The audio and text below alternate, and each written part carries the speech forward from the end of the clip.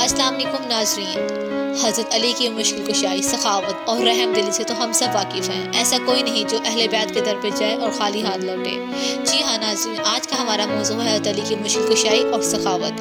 Video میں آگے بڑھنے سے پہلے ہمارے چینل کو لائک اور سبسکرائب ضرور کیجیے گا۔ آپ دیکھ رہے ہیں دور نظر سیدہ بینش کے ساتھ۔ آئیے ویڈیو کی طرف بڑھتے ہیں۔ ایک روایت میں ہے کہ ایک دن حضرت علی علیہ السلام مدینے کی ایک گلی سے گزر رہے تھے۔ اچانک آپ کی نگاہ ایک مومن پر پڑی، دیکھا کہ اسے ایک شخص بری طرح گرفت میں لیے ہوئے ہے۔ حضرت علی علیہ السلام اس کے قریب گئے اور اس سے پوچھا یہ کیا معاملہ ہے؟ اس مومن نے کہا، مولا میں اس مرد منافق کے 1700 دینار کا قرض دار ہوں، اس لیے اس نے مجھے پکڑ رکھا ہے اور اتنی مہلت بھی نہیں دیتا کہ میں یہاں سے جا کر کوئی بندوبست کروں۔ حضرت علی نے فرمایا کہ تو زمین کی طرف رخ کر اور جو پتھر وغیرہ اس وقت تیرے ہاتھ میں آئے انہیں اٹھا لے۔ چنانچہ اس نے ایسے ہی کیا۔ جب اس نے اٹھا کر دیکھا تو وہ سب سونے کے تھے۔ حضرت علی علیہ السلام نے فرمایا، اس کا قرضہ ادا کرنے کے بعد جو بچے اسے اپنے کام میں لاؤ۔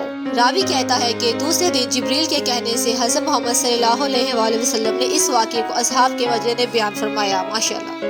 ناظرین، آج کا ہمارا دوسرا موضوع ہے ساقی کوثر اور سنگ خارا۔ روایت میں ہے کہ حضرت امیر المومنین علیہ السلام جنگ صفین سے واپس جاتے ہوئے ایک صحرائے لقدوق سے گزرے۔ شدت گرما کی وجہ سے آپ کا لشکر بے انتہا پیاسا ہو گیا۔ اس نے حضرت علی علیہ السلام سے پانی کی خواہش کی۔ آپ نے صحرا میں ادھر ادھر نظر دوڑائی، ایک بہت بڑا پتھر نظر آیا، اس کے قریب تشریف لے گئے اور پتھر سے کہا، میں تجھے سننا چاہتا ہوں، اس صحرا میں پانی کہاں ہے؟ اس پتھر نے باقدرت خدا جواب دیا کہ الماء تحت چشمہ آب میرے نیچے ہے۔